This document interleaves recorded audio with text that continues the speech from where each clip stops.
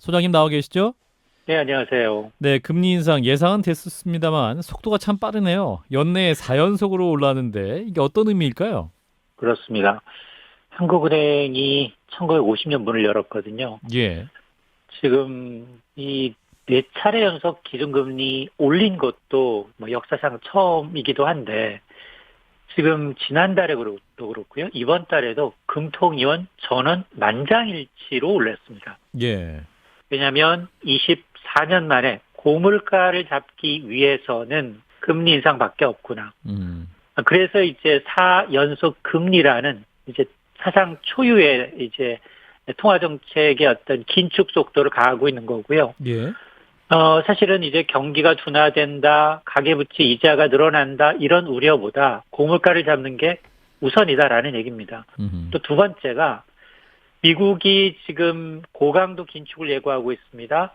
여기다가 외환시장에선 원화 약세가 너무 빠릅니다. 그러니까 이번에 이제 금리가 한 번 더 오르게 된 것은 지금 환율 상황도 굉장히 어려운 상황이기 때문에 그것이 또 반영된 거라고 볼 수도 있겠군요. 두 가지 이유예요. 예. 물가와 환율. 환율. 그렇습니다. 지금 만약 이제 금리를 동결하게 되면 어떻게 되느냐. 고물가는 지속됩니다. 그리고 글로벌 이제 긴축 과정에서 거의 왕따가 되는 거죠. 치솟는 물가 못 잡고 한국과 미국 간 기준금리 역전으로 이 자본 유출은 더 심해질 수 있다는 거죠. 예. 이미 외환시장에서 환율은 뭐 1350원에 육박하고 있습니다. 이게 2008년 글로벌 금융위기 이후 최고치입니다. 예. 지금 나타나는 현상이 미국이 지금 이 물가를 잡기 위해서 고강도 긴축을 진행하다 보니까 미국 달러화만 20년 만에 최고치입니다. 유로화, 위안화, 엔화 모두 약세입니다. 그러다 보니까 미국이 어떤 금리 인상의 스탠스를 가져가느냐, 금리 인상을 눈치를 봐가면서 세계 각국 중앙은행들이 따라가는 추세거든요. 예. 근데 이런 추세를 놓치게 되면 물가는 물가대로 못 잡죠. 달러 유출은 언제든 발생할 수 있다는 겁니다. 그래서 지금 전 세계 50여 개 신흥국에서 달러가 급속도로 줄고 있습니다. 이들 국가들은 IMF의 구제금융을 받았거나 구제금융을 받을 예정인 것으로 알려져 있어서 우리도 이제 금리를 정말로 한 번도 가보지 않은 길이지만 인상할 수밖에 없다. 그리고 이게 끝이 아니라 추가적인 인상도 불가피하다라는 겁니다. 예, 지금 뭐 대외적으로 안 좋은 신호밖에 없는 상황인데 이제 소장님께서 0.75% 미국의 자이언트 스텝을 조만간 또 할 수도 있는 상황이기 때문에 그러면 우리 기준 금리도 4연속으로 지금 올랐습니다만 5연속 인상 결정도 나올 수 있는 시나리오입니까?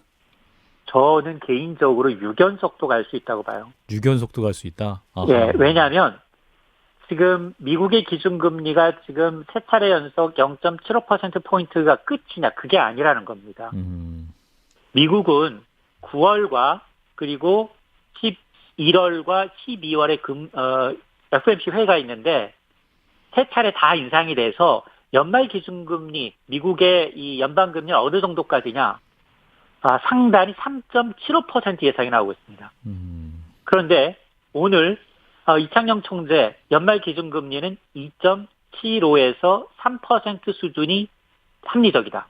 당분간은 25베이시스 포인트씩 인상하겠다는 겁니다. 예. 자, 이렇게 되면 연말 들어서 한국과 미국 간 기준금리 격차가 얼마나 발생을 하느냐.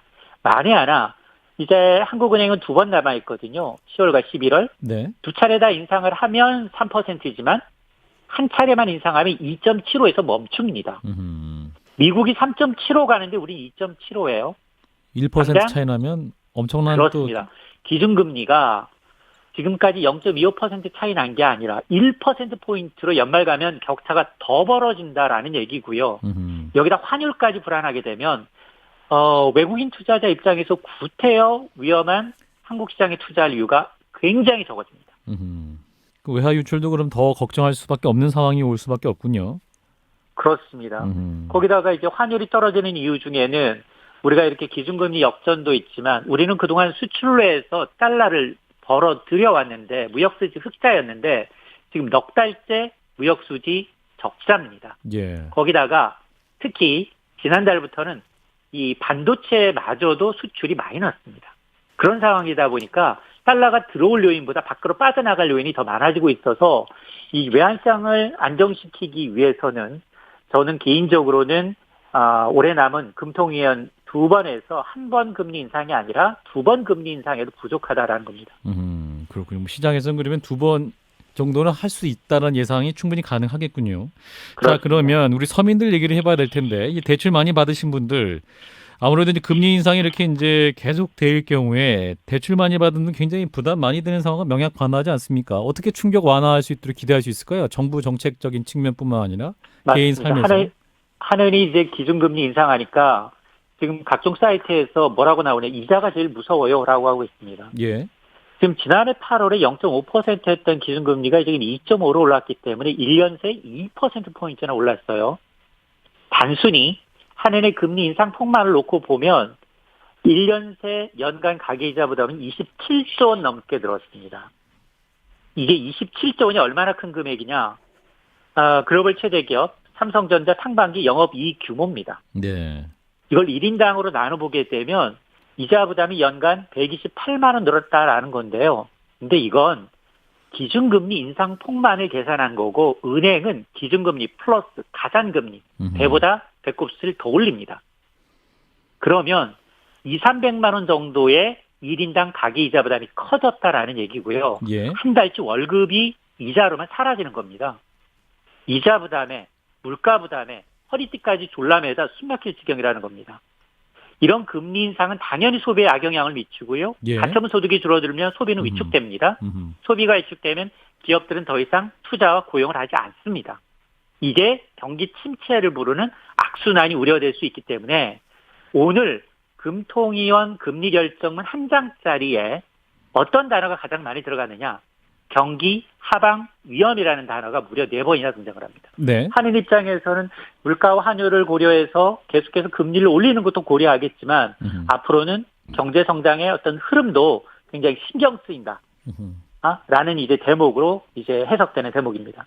예. 뭐 정부로서도 고민이 많고 또 우리 서민들 갈수록 팍팍해지는 삶 어떻게 꾸려야 될지 참 많은 지혜가 필요한 부분이네요. 말씀 여기까지 듣겠습니다. 고맙습니다.